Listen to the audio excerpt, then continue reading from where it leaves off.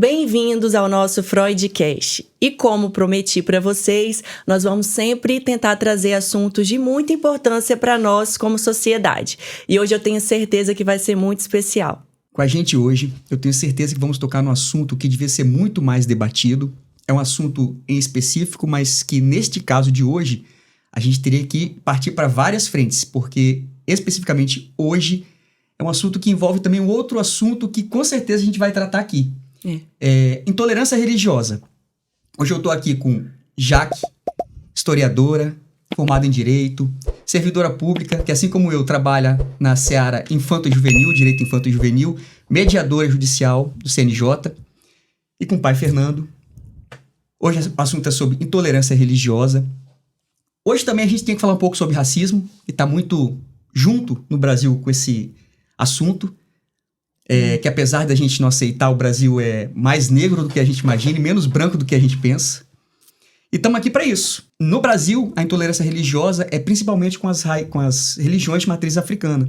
E a gente trouxe vocês dois aqui hoje para ajudar a gente com esse assunto, para elucidar, porque é trazendo conhecimento para quem está vendo a gente de forma simples que a gente começa a diminuir algumas coisas que a gente sofre no nosso dia a dia. As damas primeiro, Jaque, por favor. Ai, meu Deus, bom dia, né? Ou boa noite, boa tarde, não importa o horário, mas é um prazer estar aqui falando desse assunto, porque é importante sim, é causa de muito sofrimento mental e emocional para as comunidades de terreiro. A gente que lida, né, e que conhece alguns adoecimentos, a gente sabe que racismo é um assunto sério, e principalmente o racismo religioso, porque ele destrói muitas vidas, inclusive templos, destruir mesmo efetivamente. Então, eu acho que é um excelente assunto e estamos aqui para conversar o que vocês quiserem e a gente vai falando. Bom, eu sou o Babá Fernando Mauro, sou de São Paulo, sou babalorixá em São Paulo. Tenho 35 anos de iniciação, já estou com 55 anos de idade e eu acho importante discutir isso porque eu tive uma notícia muito recentemente que os negros estão na igreja evangélica. Eles não estão nos templos de matriz africana. Ou seja, há o racismo dentro do próprio povo negro que renega a sua própria tradição. É um assunto extremamente importante esse. Que a gente não vê isso acontecer com o oriental. A gente não vê isso acontecer com o judeu, com o árabe, de negar a própria cultura. O negro tem isso. Ou seja, o racismo estrutural chegou ao ponto de influenciar a mente do próprio descendente do africano. Uma pergunta, assim, eu sempre, quando eu converso com pessoas ligadas à religião, que professam a sua religião, eu sempre pergunto, assim, pro senhor, pai Fernando, pra Jaque, o que é religião para você? Religião, para mim, eu acho que é encontro com você mesmo. Tá? A filosofia africana, você não está buscando uma salvação. Na verdade, você está buscando o seu equilíbrio consigo mesmo, com a sua ancestralidade, com a natureza. Então, para nossa religião, é o equilíbrio. Você está em paz com você mesmo, você está equilibrado com as pessoas que te rodeiam. Então, religião é você estar em equilíbrio. A religião, qualquer religião, em qualquer vertente, a busca é exatamente isso, te fazer bem. Então, religião é algo para te fazer bem, para te dar equilíbrio. Jaque. Eu acho que eu também iria lá pelo cerne da palavra mesmo, né? Que a religião é religare, que é você se religar a algo que aí, para mim, seria algo que faz sentido para você, né? Então, quando a gente professa uma fé ou você busca algo, todas as culturas, em todos os tempos, usam a religião para explicar aquilo, na minha concepção, que elas não dão conta de explicar. Né? Não se explicando como é que eu explico o raio, como é que eu explico o trovão, como é que eu explico os fenômenos da natureza. Então, para isso, foi se construindo um entendimento de que é um sobrenatural, é algo aí que eu não consigo explicar. E como é que eu me conecto, né? Como é que eu ligo? Como é que eu acesso esse desconhecido? Me religando a algo que eu respeito e que talvez não faça sentido para mim. E religião é isso, acho que é a busca de sentido. É tentar me religar com algo que faça sentido para mim. E aí, nas mais diversas formas de espiritualidade, as pessoas vão buscando esse sentido, né? Essa conexão. E aí tem gente que encontra nas religiões, tem gente que não encontra, tem gente que encontra no ateísmo, no agnósticos, enfim. Mas as pessoas acho que buscam isso, sentido para a vida. Para todas as pessoas que geralmente eu pergunto isso, todas têm uma coisa em comum, que é falar de amor próprio e amor ao próximo. Sim. Né? E é impressionante como às vezes religião, fé e sexualidade são duas coisas mais íntimas que existem para uma pessoa. É muito íntimo, mas ao mesmo tempo a gente quer, para se sentir incluído às vezes, a nossa intimidade ou a gente deixa de professar com medo de ser rejeitado, ou a gente professa de forma que não aceita o outro de forma diferente.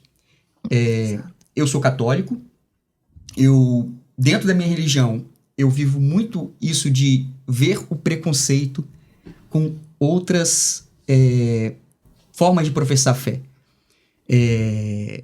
Então, a gente para pensar até que ponto isso faz bem para a própria pessoa, porque mesmo que ela não tenha consciência disso, ela está deixando de professar aquilo que o maior mestre dela professou, que é amar o próximo, respeitar, e até que ponto isso faz mal ao outro também, que é muito importante, né?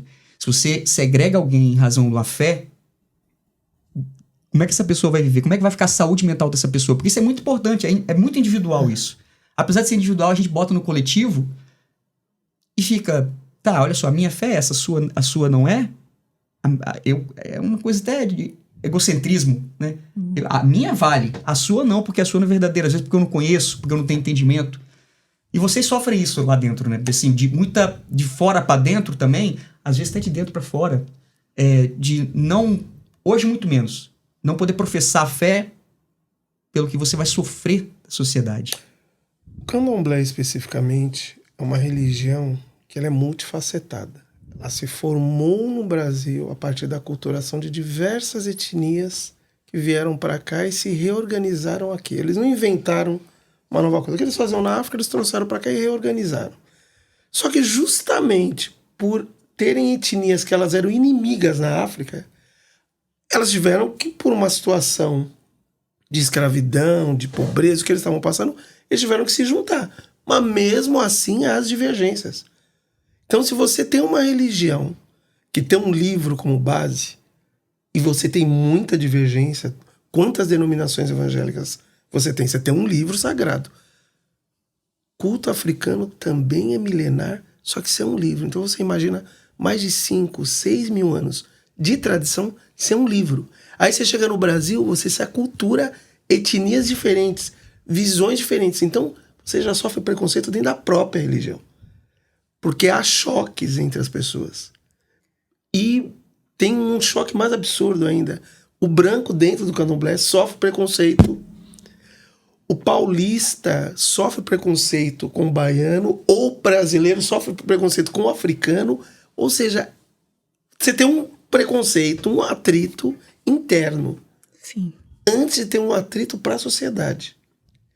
Então, realmente a pessoa tem que estar muito convicta do que ela está fazendo. Se ela ficar perdida, ela não sabe mais o que é certo e o que é errado. Na realidade, pra gente, o princípio básico do correto é aquilo que você faz dentro da sua tradição, sua família de santo, que a gente chama. Que é aquela linhagem que vai passando de sacerdote para sacerdote, de geração em geração, até chegar nos dias de hoje. Então é a única referência que a gente tem. Se não, você fica completamente perdido. Aí você chega na sociedade que demoniza uma crença aí, foi construído, obviamente, mas que você ia justificar você escravizar outra pessoa. Não. Negro não tem alma, então tudo que vem do negro não faz sentido. Então criou-se todo esse estigma. Então, para a pessoa ter esse entendimento, valorização, entendimento da profundidade do que ela faz, leva muito tempo. E deixa eu te perguntar uma coisa que eu já até pesquisei assim algumas vezes, mas nunca consegui entender muito bem. Qual é a diferença entre o candomblé e a Umbanda? Umbanda é uma religião brasileira. É uma religião que ela mistura elementos diferentes de religiões distintas. O termo Umbanda é de origem banto, é africano. Inclusive em Angola eles têm cultos que eles chamam de Umbanda, mas aqui no Brasil é uma religião que se forma da mistura de várias religiões. Candomblé é uma religião trazida por africano, estruturada no Brasil pelos próprios sacerdotes africanos, só que eles se misturaram as etnias. Então pegou um pouquinho de cada um e estruturou o candomblé. E o candomblé teve um momento, sempre tem as suas divergências, eles se divergiram, então eles criaram nações, que na realidade é uma separação política de um mesmo culto. Então tem a nação de Angola, tem o Queto, tem o Jeje, tem o Efum. São separações políticas dentro de um mesmo culto. Tem algumas variações, mas a base é a mesma. Agora, Umbanda não é uma religião brasileira. Ela surgiu no Brasil, estruturada por brasileiros. Os registros que se tem é em volta de 1910, embora já tinham outras influências anteriores, né? Na realidade, antes do candomblé tinha o calundu. O candomblé se formou no final do século XVIII, que foi quando o povo Yorubá e o povo Fon, Jeje, chegou no Brasil, que eles deram praticamente a base. Mas antes disso, tinha o calundu, que não se fala mais, mas ficou o termo, a fulana tá de calundu, porque ele tá de cara fechada. Que eram as pessoas que estavam em transe, elas ficavam com o rosto modificado. Então ficou esse termo, fulano tá de calundu, depois que surgiu o candomblé. Mas aí quando os sacerdotes dessas etnias vieram para cá e organizaram a religião. Então, uma é uma religião africana adaptada no Brasil e outra é uma religião brasileira. Paralela ao candomblé é a santeria que tem em Cuba, que é muito parecida ao candomblé e também é uma religião afro-cubana. O africano foi para lá e organizou lá a santeria. Essa é a diferença. Eu tô com o historiador aqui, eu não vou me propor isso, mas vendo da história também, né? A África, deixa eu pensar, quando, né, foram trazidos para cá escravizados, possivelmente ela tinha muito país hoje, a gente olhar o mapa, que não existia naquela época, mas é um continente gigante.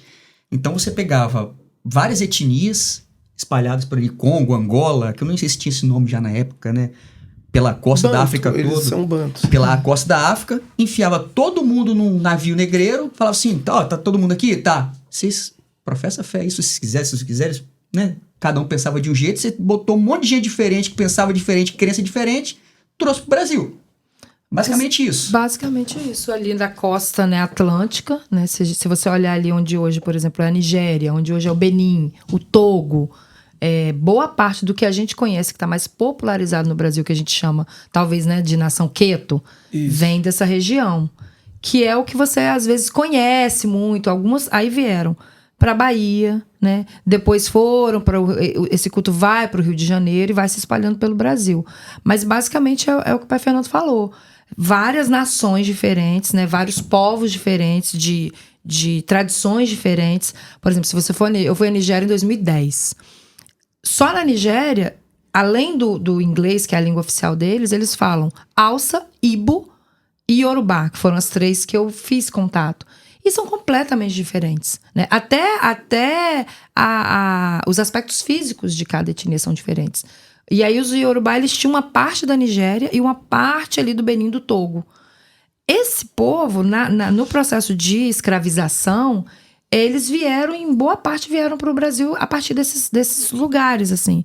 E com eles toda a cultura, né? Então aqui a gente teve um período da história, principalmente no período colonial, em que para manter o laço com os seus cultos, porque imagina, você é arrancado do seu país, arrancado de seus títulos, arrancado de sua família, se enfia num navio, atravessa o Atlântico, quem consegue chegar aqui, e além de tudo isso, não tem a sensação de pertencimento, porque se tira até isso, né? Tira título, tira família, espalha todo mundo. E o sentimento de pertença ficou com aquilo que se acreditava. E aí aqui ainda não pode cultuar isso. Então, há o processo de sincretismo, inclusive, ele ocorre para salvaguardar esse culto. Porque ali em cima de uma imagem de santo, ali embaixo tinha os fundamentos do orixá, que tinha uma característica, veja como que religião é uma coisa tão universal, que se você for olhar os santos, que hoje o Brasil, né, culturalmente sincretiza com os orixás, eles têm características parecidas, né? Santa Bárbara e Inhansã, né? Se você for olhar a história de Santa Bárbara e for olhar as lendas, os mitos dos Oriquis de Inhansã, ou Oiá, eles têm parece, né? Tem uma semelhança. Então, aparentemente, se escolhia um santo que tinha uma história de sacrifício, né? que parecia com aquele orixá, e aí eles sincretizavam, eu tô cultuando em Santa Bárbara, mas na verdade era em Iansã. Para que, na oralidade, como o pai Fernando falou, porque são tradições orais, e, portanto, é muito difícil você encontrar uma uniformidade. Se você for numa casa de Queto, vai depender da família daquela casa, de onde veio, de quem foi o pai de santo, que a gente chama assim, né, da ancestralidade, porque também é uma outra característica, essa reverência à ancestralidade. É uma religião que tem muita base, são religiões, né, cultos e religiões que tem muita ritualística, muita referência à natureza. Então, todos os orixás que têm uma relação, um aspecto com a natureza muito forte, e com o ser humano enquanto característica do ser humano. É muito engraçado. Se a gente for olhar lá para os gregos, né, na cultura helenística, e gregos e romanos, você olha os deuses eles são próximos do humano, né? Porque eles têm características humanas. Sentem raiva, inveja, ódio. E se você for olhar um pouquinho para os orixás, quando você fala assim, fulano é de Iansã porque ela é impetuosa, ou é de Xangô porque não suporta mentira, gosta da verdade. Isso é muito humano, né? E sendo humano, a gente cultua isso, que é do humano. O orixá, você veja, o orixá... o filho de santo, o vodunce, né? O Iaô, o Ebome, aquele que recebe o orixá no seu corpo, é uma centelha de energia que a gente recebe. Então acredita-se que você, em um determinado momento, tem essa centelha divina que você atribui ao orixá. Então é se divinizar também, né? Como humano, porque, nossa, eu tenho características humanas que me parece que tem a ver com as características que eu atribuo a esse orixá, essa força da natureza, né? Se eu tô num rompante de raiva, eu atribuo isso a uma tempestade. Se eu tô serena, eu atribuo isso a uma brisa. Isso são características que a gente atribui como comandos, né, da natureza que a gente atribui aos orixás, mas que também são características do temperamento humano. Por isso, quando você falou, Vini, que como deve ser ruim, né? Porque a fé e a sexualidade são coisas muito íntimas, que a gente não precisava ficar explicando por aí, né? E muitas vezes a gente tem que ficar explicando por que a gente acredita nisso ou naquilo. E isso só ocorre porque há segregação, porque há essa ideia de verdade absoluta. Então, se eu tenho a minha fé, ou a minha forma, ou a minha sexualidade como algo único e inacabado, e que essa é a verdade absoluta, muito dificilmente eu vou aceitar o outro dentro da verdade absoluta, ou da verdade dele ou dela. E isso é que faz, e que, na minha concepção, traz sofrimento ao ser humano. Porque seria muito legal se a gente pudesse encontrar Deus, né? Ou aquilo a que a gente dá significado, como sacraliza, como que a gente sacraliza, né? Deus, que todo mundo acha um caminho diferente para chegar até lá. Inclusive a gente, né? Que a gente é o Ludumar, é o Deus único, mas que a gente encontra vários caminhos para chegar até ele. Assim são os cristãos, os islâmicos, os judeus.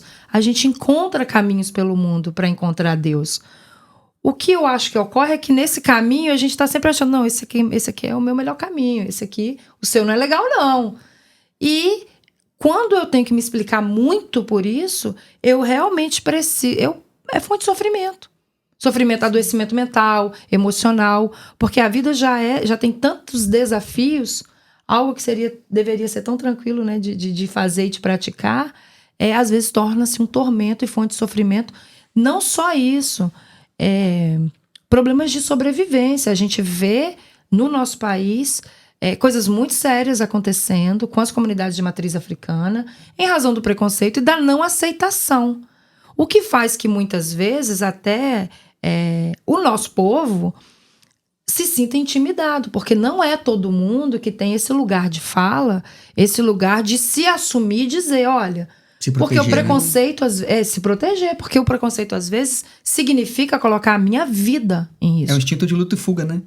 Pra se proteger, às vezes você corre, você foge. Foge Foge daquilo que vai te causar o mal. O que vai me esconde. causar o mal? Não é a religião, é o preconceito com a religião. Isso. Inclusive está acontecendo isso no Rio de Janeiro, que há favelas dominadas pelo tráfico que já se converteram a denominações evangélicas que proibiram qualquer outra manifestação religiosa que não seja daquela denominação evangélica. De entrar em templos, destruir, as pessoas não poder colocar uma roupa branca no varal para secar. Que isso, Chegou gente. nesse nível no Rio de Janeiro, que a gente sabe que tem um estado paralelo, um poder paralelo. E tá uma situação terrível. Eu já ia dizer aqui, só que caiu por terra o meu pensamento. Eu já ia perguntar para vocês se vocês concordavam comigo. Uma pequena evolução que a gente teve, porque antigamente uma família inteira era de determinada religião e você tinha que seguir aquilo. Hoje em dia a gente já vê pessoas indo, escolhendo a sua própria religião, batendo de frente, só que aí você me contou dessa situação e já... Mas eu acho, Carol, que ainda assim, eu acho que a gente já está no outro patamar, sabe? Sim. Eu acho que hoje, por exemplo, eu vejo jovens assumindo mesmo, dizendo, olha, eu sou de religião de matriz africana, por isso que a oralidade, ela é tão importante, porque quando você passa a tradição, a gente está em outra geração. O tempo passa, a mãe Stella de Oxóssi do Opoafonjá de Salvador, ela falava, meu tempo é agora. A gente cultua a tradição, a gente segue a tradição, mas se a gente também não se atualizar, se a gente não estiver presente no nosso tempo, talvez a gente não garante o futuro da religião. Então, os jovens e as crianças são de gerações que falam, não, mas por que eu tenho que me esconder? Eles questionam mais. Muita gente se escondeu muito, mas também acha... Poxa, se fulano coloca o fio de conta e sai na rua, se usa branco na sexta-feira e diz por que usa, isso encoraja outras pessoas. Representatividade, né? Representatividade. Então, assim, não tá... Mas eu acho que, né, pai? Acho que muita coisa já melhorou. Sim. Eu olho no meu entorno. Houve uma melhora nesse aspecto das pessoas, até por causa de redes sociais. Uhum. A gente acaba encontrando pessoas em locais distintos que você não encontraria. Conectividade. Sim. No dia a dia, você consegue encontrar pessoas que pensam com você, que têm valores como os seus. Só que há também o preconceito, inclusive dentro da própria religião, que além das diferenças que existem da religião, existe muita gente que não tem seriedade. E isso vai acabar afetando a imagem de todo mundo. É como teve um filme que eu assisti uma vez, na década de 80, chamado Black Ryan, que era o Michael Douglas, fazendo um trabalho lá no Japão. E aí ele queria fazer alguma coisa errada, um outro investigador japonês disse assim, mas você não pode fazer isso. Porque se você fizer errado, você está comprometendo a imagem de todos os investigadores. Então o japonês tem essa visão coletiva, que o que ele faz, ele afeta a imagem de todos. Infelizmente, talvez, devido a essas divergências que ocorram, dentro de religiões de matriz africana, nem sempre as pessoas têm a seriedade necessária. E elas não se preocupam com a visão geral dos outros sacerdotes, dos outros adeptos. Então, o que acaba acontecendo? Como você não tem um poder centralizado como a Igreja Católica, então se tem um padre pedófilo, ele vai ser eliminado. Então, você tem como filtrar. Não, você acaba comprometendo a imagem de todo mundo. Então, não é só o preconceito. Às vezes as pessoas se resguardam para que a imagem dela não fique associada a esse tipo de elemento que acaba sendo conhecido. Então, tudo bem que ela já se foi, mas dá um exemplo. Mãe Diná, ela não era Yalorixá. Ela era uma pessoa que atendia as pessoas, não estou aqui para questioná-la, mas ela não tinha nada a ver com a religião. Mas as pessoas a chamavam de Mãe Diná. Entendeu? Bota tudo no mesmo balaio, né? Exato, coloca tudo no mesmo balaio. Então, quem leva o negócio a sério se fecha. Eu percebi isso, inclusive, em redes sociais. Amigos meus que se manifestavam, entravam, discutiam. Os que são sérios se fecharam. Isso já tem uns 10 anos. Hoje você vê em TikTok, YouTube, Facebook, bem poucas pessoas que têm alguma seriedade. As pessoas se fecharam por conta disso também. E vocês já passaram, assim, na vida de vocês, alguma situação relacionada à intolerância religiosa que tenha marcado vocês, assim, em algum momento? Olha, talvez sim. É porque eu já tenho, assim, uma postura desde o início, né? Tão de me posicionar e de me defender que eu... Não dá espaço. Não dou espaço. Então eu já logo me posiciono e falo, olha, a gente tem uma Constituição aí federal, tem um artigo 5º, dá uma olhadinha lá. Maravilhosa. Porque acho que você tá fazendo aí não tá muito legal, não. Sim. Então eu me posiciono. É óbvio que a gente tem, né, pessoas com quem a gente tem mais afeto, mais intimidade, que a gente consegue estabelecer os limites. Mas eu acho que se posicionar, inclusive pensando no que a gente tem dentro, né, nós somos humanos. Então, todas as religiões têm seres humanos que têm suas falhas e suas virtudes. Assim como a gente tem em qualquer outra organização. Na nossa, isso fica muito mais exposto. Porque a gente já tem um elemento de segregação, de desconfiança, de demonização. Então, se a gente não tiver cuidado, eu sempre me coloquei numa posição, talvez até porque sou professora, de que quando a pessoa vem com algum aspecto que é preconceituoso, que demonstra que aquela pessoa não tem realmente conhecimento, é ignorante, eu sento e chamo pra conversar. Você já sabe o que é isso? Já fiz isso muitas vezes lá, né, Vini, quando a gente trabalhava junto. Você tem ideia do que é isso? Do que significa isso? Por que as pessoas falam isso? Sabe como é que funciona? Então, aquilo que eu posso falar, eu sempre usei esse espaço pra falar sobre, meio que didaticamente, trazer né? informação. E com isso eu tive muitos amigos ao longo da minha vida, principalmente de outras religiões. Eu lembro que eu tinha uma amiga que era super evangélica, lia a Bíblia pra mim. Todo dia de manhã a gente lia, linda, eu ouvia a palavra dela. E aí no final eu falava, Laroie. que eles te cuidam e te protejam, mas eu vou ficar aqui. E eu adorava ouvir todo dia de manhã ela lendo a palavra pra mim, porque aquilo demonstrava o calor da fé dela. Então, eu acho que eu tenho um respeito por isso. É o que ela de melhor pode te dar, né? O amor dela, a fé dela. Ela tá te dando, é um gesto de amor. Quando não é com preconceito, quando realmente você vê que aquela pessoa tá querendo te trazer algo bom, acrescentar. Ela tá te levando amor, do jeito dela. Exato. Agora... E ela respeitava, era muito bonitinha. E se ela respeita, ela recebe o seu amor também da forma dela. Pouco importa se você chama de Deus, se você chama de Buda, se você chama de Olorum, do que você chama. Exato. O objetivo é o mesmo. Todos os caminhos levam a Roma, né? Sim. Agora, só voltando aqui um assunto anterior que você estava falando, dos negros que eram colocados em navios negreiros para trazer para cá. Como é que a saúde... Como é que a gente traz isso para nossas vidas? Coisas que acontecem, a gente vai levando, às vezes, até no imaginário coletivo, você passa para frente em razão da ancestralidade. A minha avó, no alto dos seus olhos azuis, ela é de Portugal. Ela foi trazida para o Brasil de navio para encontrar o meu bisavô que estava aqui. Ela tinha 6 anos de idade. 6 anos. A minha avó hoje tem 84 anos. Ela lembra que com 6 anos estava só ela e a mãe dela e começou a circular pelo navio. Ela não estava no porão de um navio negreiro. Ela estava no navio sendo trazido de Portugal para o Brasil porque o pai já estava aqui há pouco tempo. Década de 50, 40. E ela fala que começou a circular pelo navio a informação de quem passasse mal e morresse, tuberculose, alguma coisa, seria jogado no mar. E a mãe dela ficou doente. E ela melhorou, não foi jogada ao mar, chegou com ela ao Brasil, mas ela fala que até hoje ela carrega dentro dela aquele sentimento de... E o medo que eu vivi da minha mãe ser jogada ao mar e eu com 6 anos ficar sozinha dentro de um navio. Bota ela na frente do mar. 84 anos. Até hoje a minha avó não sabe nadar. Eu brinco com ela, eu vou te levar a Portugal, de navio. E ela me dá um saudoso xingamento de enfia lá. Sabe? Ela carregou com ela um trauma que foi um medo que ela não viveu o fim daquele medo, mas ela carregou consigo. E quanto que os negros e quanto que os descendentes dessas pessoas trazidas para o Brasil não sofrem até hoje em razão disso. Sofre uma coisa bem simples. Todo negro tem pressão alta. Porque os que não tinham pressão alta morriam e eram jogados no mar. Meu Deus. Os que chegaram aqui é que tinham pressão alta, porque eles que tinham mais líquido e sobreviveram à travessia. Os que não tinham pressão alta morreram. Tanto que o negro no Brasil tem pressão. Você vê que até isso, até o metabolismo herdou. Você já ouviu falar em Abayomi? Não. Abayomi é o nome de uma bonequinha de pano, feita de tiras de pano.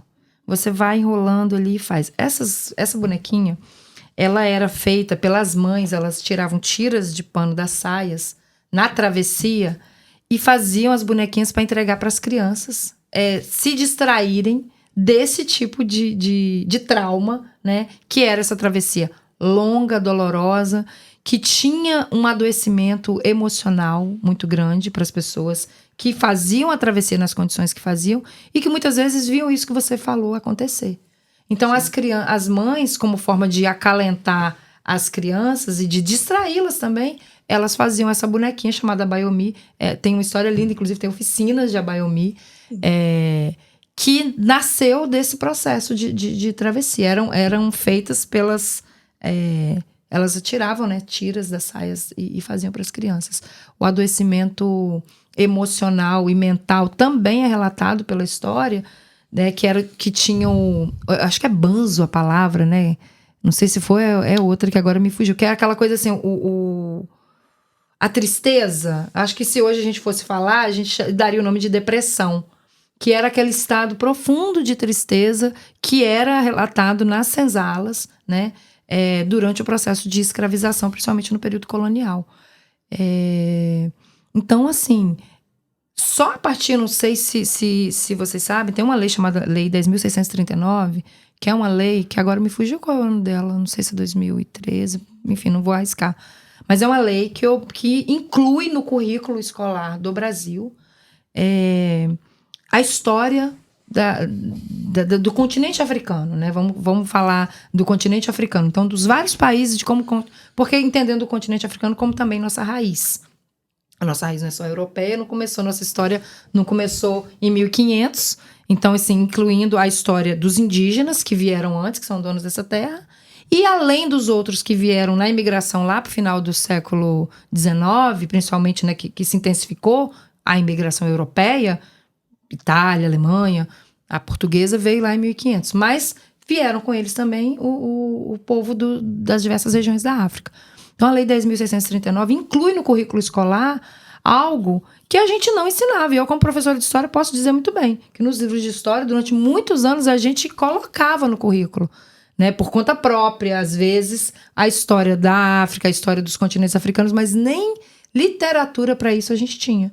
Então, é outra coisa também que ensina para essas crianças sua história, para dizer, poxa, pertencimento. Hoje você tem uma série de pessoas de origem negra que sabem a sua árvore genealógica, que era uma coisa extremamente perdida, sabe? Então, hoje você tem vários projetos que falam, olha, você vai lá e fala, olha, minha ascendência italiana, minha ascendência alemã, portuguesa, espanhola. Mas os registros foram queimados, né? Oi? Os registros Sim, mas hoje... Foi hoje Barbosa, se não me engano, que ele queimou todo Sim. o registro que tinha dos escravos chegados os escravizados chegados ao Brasil. Então as pessoas perderam a origem. Perdeu a referência. Hoje se faz isso com processos de teste genético, de DNA. Onde consegue voltar a origem da pessoa. Só pegando um ganchinho que vocês tinham comentado de intolerância religiosa, eu sofri intolerância religiosa dentro da minha própria família. Que às vezes dói muito mais do que o de fora, né? Porque são pessoas que você acha que tem que... Pô, eles me amam, eles vão me entender. Mas é onde está o detalhe. A minha irmã mais velha, ela é adepta da Universidade do Reino de Deus, que é uma das mais ferrenhas e intolerantes. E ela, assim, é uma pessoa extremamente limitada intelectualmente. E foi um choque, um atrito terrível dentro da família por conta disso. Ao ponto dela quebrar objetos sagrados meu. Eita. Então, assim, o atrito foi terrível porque é isso que se vende. Uma intolerância, um ódio, a não aceitação do outro. O outro tem que ser destruído. Eu não tenho que conviver com o outro. Até mesmo dentro da família. E quebrar aquele objeto sagrado seu, fisicamente, não vai te machucar. Mas quanto que isso não vai doer em você para sempre? Porque a ferida física, ela vai cicatrizar, fechou e acabou. Você nunca vai esquecer a sua irmã quebrando a sua irmã, né? Essa coisa de fraternidade, quebrando a sua fé. Tanto que eu estou chamando de irmã hoje, mas eu nem a considero mais irmã. E detalhe, os meus cunhados, na época, maridos e namorada das minhas outras duas irmãs, que chegaram para ela e falaram assim, vocês não estão percebendo que ela foi quebrar aquilo que ele mais gosta? Aí meu cunhado fez assim, mas a mesma coisa que ela mexesse com o meu carro, o outro falou assim, mas a mesma coisa que ela entrasse, quebrasse meu salão. Aí que as minhas outras duas irmãs se tocaram que a questão não era ponto de vista religioso, era a maldade. A crueldade de você destruir aquilo que a pessoa acredita. Então, aí onde eu digo, religião é para você encontrar você mesmo, você está em paz. Se você precisa destruir o outro, você não está em paz. Você está em paz, você está seguindo alguma religião que tem conteúdo? Porque nesse caso especificamente, é um tipo de denominação religiosa que é um caça-níquel. Que a gente compara lá a mãe de Iná, que não era sacerdotisa, e estava ali para ganhar dinheiro do povo. É a mesma situação. E você enxorta os seus adeptos, seus seguidores, a destruir os seus concorrentes. Que é essa visão. O Gandhi falava, né, que toda religião tem sua verdade. E a guerra e o problema começa quando a gente acha que a nossa religião é a única verdade. Exatamente. Né? Então, assim, todas as religiões, qual é o princípio básico da religião? Todas, qualquer uma que você pegar, é o amor. E eu costumo aprender muito, as minhas filhas me ensinam muito. Uma de 5 e uma de 2, vai fazer 3. E a minha filha mais nova, eu boto ela pra dormir cantando. Vai de todo tipo de música que você pode imaginar. E outro dia ela tava deitada, ela falou assim, papai, canta. Nós somos católicos, né? Ela vai muito à missa com a mãe. E ela falou assim pra mim, papai, canta a música da missa? Eu falei, minha filha, qual música da missa você quer? Porque vai de A Baleia à música da missa. Qual música da missa você quer? Ela falou, aquela da Nanã. Porque é uma das músicas que a gente ouve, o Cordeiro de Nanã, dos Tincoãs. Sim, sim. Então, olha como é que aquela música, aquela mensagem que passou do Cordeiro de Nanã, que é Sou de Nanã. Isso. Como é que aquela música... Ela tem 2 anos. E ela associou Associou aquilo à missa. E qual a mensagem que aquilo passou para ela? Então, aquela música traz o bem para ela, aquela música calma ela. Uma criança de 2 anos que não tem noção do que é candomblé, do que é umbanda, do que é catolicismo, do que não tem maldade. Ela sabe que na missa ela vai com a mãe para se sentir bem. E ela associou aquela música que a gente nunca falou de nada de quem é Nanã, se é de matriz africana, se não é. Ela associou a calma que aquela música traz para ela à missa, que é onde a mãe vai para rezar, vai para se sentir bem, sabe? Ela entendeu tudo. Ela entendeu, exatamente. E ela falou assim, cara, eu nunca pensei por essa ótica de que essa música é para acalmar. Eu escuto, eu gosto muito. Sim. A música do Brasil. O Brasil é isso.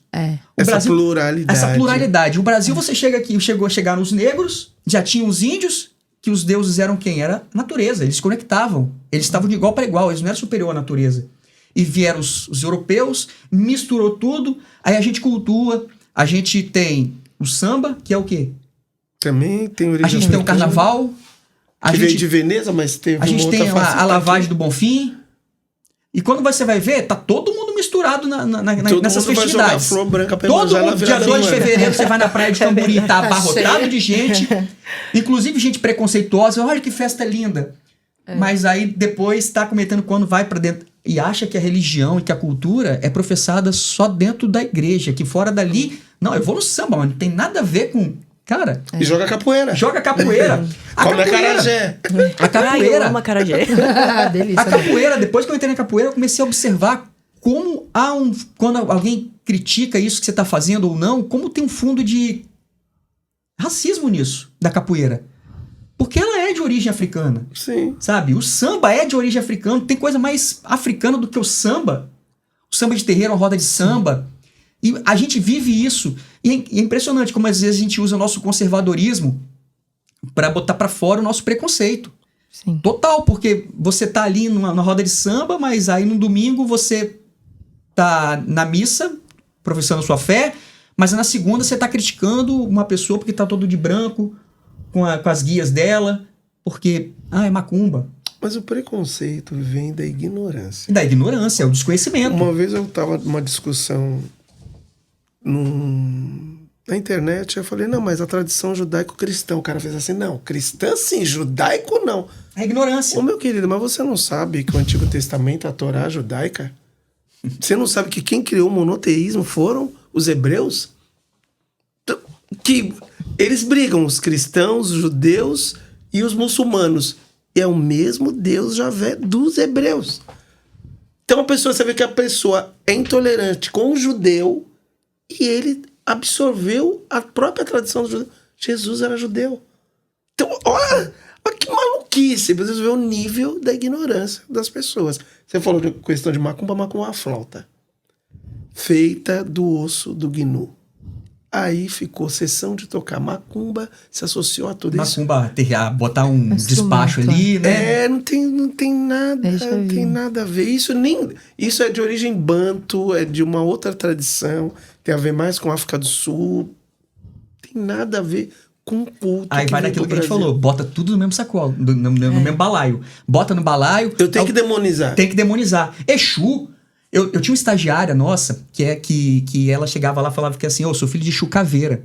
E assim, a minha família, ela tem de todas as vertentes religiosas. A Jaque sabe. Sim. Tem de todas. Então, eu acredito num cara que andou em cima das águas, botou uma orelha arrancada, ressuscitou morto, transformou água em vinho. Por que eu vou duvidar da fé de alguém? Exato. Exatamente. Por que eu vou duvidar da fé de alguém? E essa estagiária chegou lá um dia falando, né? O sua filha deixou caveira. E começou... E tinha uma evangélica do lado. Surtou. Surtou? Ela falou assim, eu vou contar pra vocês a minha orixá aqui. E ela reparou que ela surtou. Então ela foi, agora eu vou espizinhar. Eu vou falar o orixá que acompanha cada uma, falou brincando. A estagiária fez assim, quem me acompanha é Jesus. E levantou os braços. Começou o messianismo. Tô sendo assaltado, né? Então, assim, aonde esse preconceito vai, é a ignorância. A ignorância é o primeiro ponto pro preconceito. Quanto é importante a gente conversar pra mostrar pras pessoas que, calma, olha só, ninguém tá querendo matar ninguém, a gente tá querendo professar a nossa fé, que é a nossa forma de amor. Sim. Né? Pegando seu gancho, a gente tá falando de demonização, você vê que aquela imagem de Beelzebub com pé de cabra e chifre, você sabe que é a demonização do deus Pan, que era aquele deus que tocava flauta, da cultura greco-romana. E eles transformaram num demônio. O tridente de Poseidon virou o tridente de Satanás, porque na realidade, na época de Jesus, não tinha essa visão demoníaca, não existia isso. E como os nórdicos... Isso foi criado na Idade Média, demonizando culturas antigas. Você viu? O deus Pan virou Beelzebub com chifre, perna de cabra. Isso não tá lá na origem, há 4, 5 mil anos. Nenhuma cultura existia essa figura. E como os nórdicos, os gregos, eles não cultuam mais como religião esses deuses... caiu-se, virou mitologia. Eles não cultuam mais Zeus, Thor, esses deuses... Thor é nórdico. Thor é nórdico, sim. Os nórdicos, os gregos... Eles não cultuam mais. Então, o que se fez? Criou mitologia. Hoje existe super-herói, Thor. Sim. Né? Sim. E o cristão em si, ele ainda cultua isso como uma religião. As religiões de matriz africana cultuam Exu, tem né, os orixás. Então, ainda se tem um certo preconceito. Mas está todo mundo lá aplaudindo Thor, aplaudindo Zeus, Poseidon. E no fundo, é tudo a mesma coisa. É tudo a mesma coisa. Então, no Brasil é óbvio que tem a questão racial também, que é muito forte no Brasil. Eu falo no Brasil porque eu não conheço o mundo afora, mas possivelmente tem também, né? Mundo afora, em todos os lugares. Católicos e protestantes se matam lá na Inglaterra, na Irlanda. Eles se matam, eles brigam entre si feio. E os dois são cristãos. Isso vai até pro futebol, né? Lá o futebol é mais do que futebol, lá é religião. Sim, a intolerância. A pessoa vai se tornar intolerante até porque um tá com uma calça verde, o outro é branco. O ser humano, quando resolve brigar, ele briga por qualquer coisa. Só pra gente chegar pra fase final aqui, que já tá estourando nosso tempo, a gente podia ficar aqui 2, 3, 4 horas. Isso é coisa pra tese de mestrado, doutorado, livros e livros como tem. Nosso papo é curto, mas eu acho que levar, né? Pra tirar a ignorância que gera esse preconceito. Para finalizar essa coisa do Brasil como uma coisa única, né? Assim, essa mistura toda que é. A Tereza Cristina, ela tem um samba dela que ela fala assim que Dona Tereza, quando entra na senzala, corre atrás da rezadeira com a criança para benzer. A carne é fraca, o santo é forte na ribeira. Ouvir a santa a noite inteira, quero ver agradecer. Quem nunca levou um filho para benzer? É muito comum, hoje em dia tá mais difícil achar uma benzedeira, uma coisa assim, mas... qualquer religião que for, traz aqui, benze meu filho. Agora, agradece depois. Não. Sabe, no desespero, às vezes, um filho doente, bom na benzedeira. Qual religião você é? Qualquer uma. Benze meu filho, reza meu filho. Quando a gente está em dificuldade, geralmente a gente fala isso. Sim. Independente da fé que você professe, ora aqui, reza, faz o que você puder da sua fé para o meu filho. Mas quando você estiver ali na sua fase boa, continue com esse pensamento de qualquer fé vale se ela for boa. O amor vale quando for bom. E... Carol, tem algumas perguntas? Eu tenho algumas perguntas que, para vocês, podem até parecer perguntas bobas, porque vocês já entendem muito do assunto, mas eu tenho certeza que algumas pessoas que estão assistindo a gente vão se identificar comigo, porque tem uma certa curiosidade em saber também. Primeiro, qual é o seu papel, assim, na sua religião? Como você faz, a sua função, para eu entender? O Babalorixá, ele, na realidade, ele tem várias funções ao mesmo tempo. A gente é psicólogo, a gente acaba tendo que dar aquele apoio para a pessoa no sentido de ouvir o problema, buscar a solução, tanto do ponto de vista espiritual, quanto às vezes material, porque às vezes a pessoa está associando uma coisa com a outra. O problema dela às vezes é físico ou psicológico, e é justamente através do oráculo que a gente vai jogar, e a própria divindade vai identificar o caminho a se solucionar aquilo. Às vezes é uma solução espiritual, às vezes é a pessoa ter mais paciência, porque ela está muito ansiosa para resolver aquilo ainda tem um certo tempo, ou um comportamento que ela tem que mudar. Ou seja, um sacerdote, ele é o orientador, é aquela pessoa que você vai dar o apoio que aquela pessoa precisa naquele momento, seja por qual caminho for. Ah, legal. E uma vez me perguntaram assim, qual o seu orixá? Eu falei, eu não sei, eu queria saber como que faz para saber o orixá. Orixá a gente também identifica através do oráculo, através do jogo de búzio. Às vezes a gente identifica o orixá da pessoa por alguma característica física, mas nem sempre bate. A gente sempre diz, santo não se dá por cara. Porque pode, às vezes, tem características comuns, então a gente pode dizer assim, a pessoa é de Santa Iabá, uma santa mulher, mas dizer qual delas, você pode chegar assim numa definição, pode ser fulano ou beltrano, mas não há uma certeza absoluta. Isso é através do oráculo, que a gente tem certeza qual o orixá da pessoa. Quero descobrir qual é o meu, gente. Já vou providenciar essa informação. Sobre pombagira, o que seria, assim, uma pombagira? Porque uma vez, uma pessoa que eu conheço virou pra mim e falou bem assim, todo mundo tem uma pombagira. E eu fiquei com isso na cabeça, tem anos já. Eu queria saber um pouco sobre isso. Pombagira é uma entidade da Umbanda. E é uma entidade brasileira. Entendi. Ela não é africana, ela é brasileira. E o termo pombagira é uma corruptela do termo pambungila, que é um termo banto, que seria a divindade correspondente a Exu. Na Umbanda, você tem uma divisão entre a linha da direita e da esquerda. E a esquerda seriam, vamos dizer assim, aqueles espíritos menos evoluídos. Para você entender a pombagira, seria o espírito de uma mulher, vamos dizer, que tem uma sexualidade mais aflorada, ou podia até se prostituir.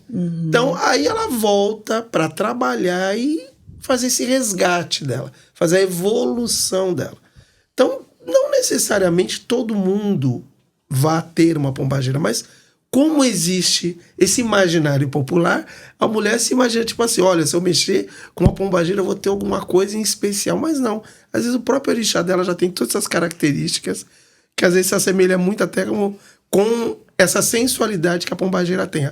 Mas a pombagira é isso, é o espírito de uma mulher que tinha uma sexualidade muito aflorada e ela se manifesta em terreiros de Umbanda.